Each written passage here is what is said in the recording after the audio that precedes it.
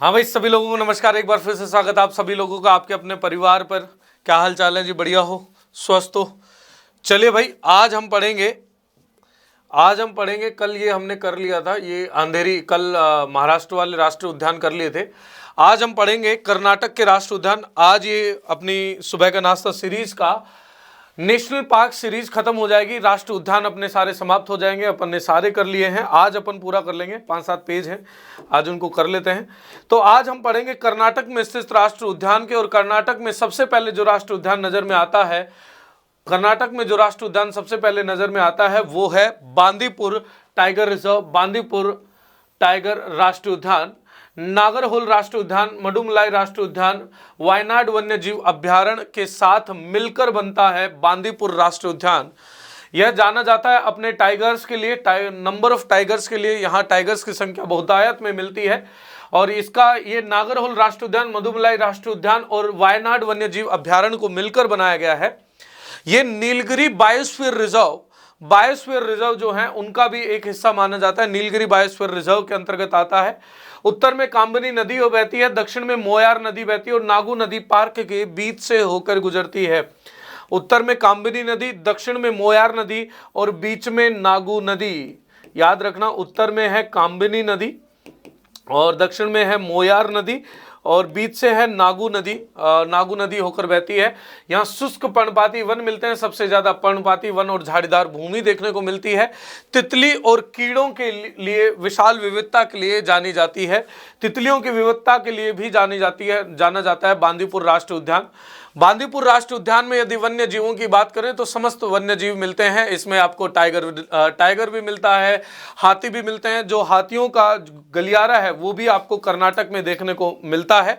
इसके अलावा यहाँ पर आपको देखने को मिलते हैं गैंडा वगैरह देखने को नहीं मिलता है। तितलियों के लिए जाना जाता है, सुरम्य दृश्य होता है रात्रि में और काफी ये जाना जाता है, पर्यटन के लिए भी जाना जाता है। अगला आता है नागरहोल राष्ट्रीय उद्यान।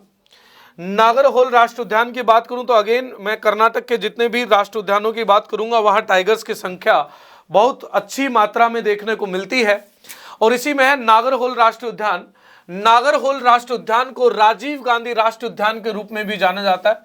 भारत में ऐसे बहुत सारे राष्ट्रीय उद्यान आपको देखने को मिल जाएंगे जिनका नाम राजीव गांधी राष्ट्रीय उद्यान है, अब उनके नाम बदल दिए गए हैं। पश्चिमी घाट की तलहटी से ब्रह्मगिरी पहाड़ियों तक फैले हुए दक्षिण में केरल की ओर राष्ट्रीय उद्यान है नागरहोल राष्ट्रीय उद्यान। कर्नाटक में इसकी सिचुएशन देखोगे तो नीचे जो नीलगिरी हिल्स के, नीलगिरी का जो निचला वाला जो हिस्सा होता है, तलहटी जो है पश्चिमी घाट की जो तलहटी है, वहां पे आपको ये देखने को मिलता है। ब्रह्मगिरी की पहाड़ियां देखने को मिलती हैं। कांबेनी जलाशय इसे बांदीपुर से अलग करता है। बांदीपुर राष्ट्रीय उद्यान अभी मैंने बताया, नागरहोल राष्ट्रीय उद्यान इसके बीच में है। काबिनी जलाशय मैंने आपको बताया था, यहाँ पे नदी भी बहती है, कांबिनी नदी भी बहती है और यहाँ पर नर्म पर्णपाती वन देखने को मिलते हैं।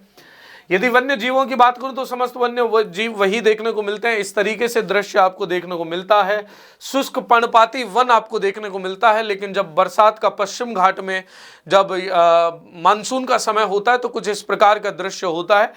और लेकिन हालांकि इसकी पार्शियलिटी जो देखने की जो क्षमता है इन जंगलों में काफ़ी हद तक अच्छी होती है, बजाय कि नॉर्थ ईस्ट में मैंने बताया था ना आपको एक राष्ट्रीय उद्यान वो भी बताया था जिसमें 1% ही जमीन तक सूरज पहुंच पाता है। अगला है बनेरघाटा राष्ट्रीय उद्यान। बनेरघाटा राष्ट्रीय उद्यान अगेन कर्नाटक में है। इसमें एक चिड़ियाघर भी स्थित है। अच्छा, इससे संबंधित मुझे याद आ गया, एमपी का एक राष्ट्रीय उद्यान जो चिड़ियाघर के रूप में है, जहां जंगली वन्य जीवों को कंट्रोल में रखा जाता है, उन्हें बाउंड्री में रखा जाता है, लेकिन ऐसा यहां नहीं है। इसके अंदर है, बनेरघाटा में एक चिड़ियाघर है और इस पार्क में एक पशु बचाव केंद्र भी है, एक तितली का बाड़ा भी है। तितलियां, मैं जैसे जैसे वेस्टर्न घाट्स के राष्ट्रीय उद्यानों की बात करूंगा तो यहाँ पर तितलियां स्वतः ही देखने को मिलती हैं। यहाँ एक्वेरियम भी है, सर्प हाउस भी है और बाढ़ से घिरा हाथी अभ्यारण्य भी है। तो याद रखना, यहाँ चिड़ियाघर भी है, एक्वेरियम भी है, सर्प हाउस भी है, तितलियों का बाड़ा भी है और हाथियों का बाड़ा भी यहाँ पर देखने को मिलता है। इन सभी का मिश्रण आपको देखने को मिलता है। वेस्टर्न घाट्स हैं, पहाड़ और वन अच्छे खासे हैं यहाँ पर, इसलिए वन्य जीव काफ़ी सारे देखने को मिलते हैं। खूबसूरत तितलियां आपको देखने को मिलती हैं। इस तरीके से ये सारी चीजें यहाँ पर आपको देखने को मिलती हैं। तो आज हमने कर लिया बनेरघाटा राष्ट्रीय उद्यान, आज हमने कर लिया नागरहोल राष्ट्रीय उद्यान और हमने करा बांदीपुर राष्ट्रीय उद्यान। ये कर्नाटक के महत्वपूर्ण राष्ट्रीय उद्यान थे। इस तरीके से राष्ट्रीय उद्यान सीरीज को हम आज यहीं समाप्त करते हैं, क्योंकि बाकी बचे राष्ट्रीय उद्यान जो ज़्यादा इंपॉर्टेंस के नहीं है, इतने ज़्यादा महत्वपूर्ण नहीं है, क्योंकि याद करने की भी क्षमता होती है। अब आपको क्या चाहिए अगली क्लास में, आप कौन सा टॉपिक चाहते हैं कि ये क्लास में अगला टॉपिक हो, अगले सुबह के नाश्ता सीरीज में हम क्या शुरुआत करें, आपके बिल्कुल कमेंट्स की मैं देखूंगा।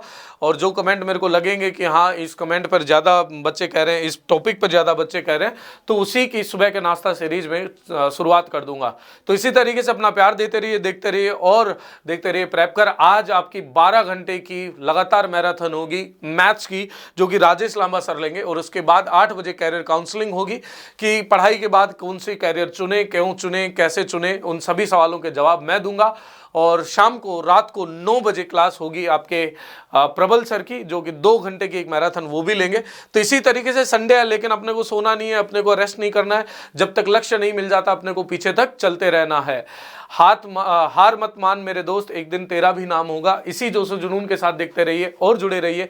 अभी तक यदि आपने प्रेप कर परिवार को लाइक नहीं करा है तो लाइक करिएगा, शेयर नहीं करा तो शेयर करिएगा और सब्सक्राइब करना ना भूलिएगा। मिलते हैं आपको अगली क्लास में, तब तक के लिए ध्यान रखिए, ख्याल रखिए।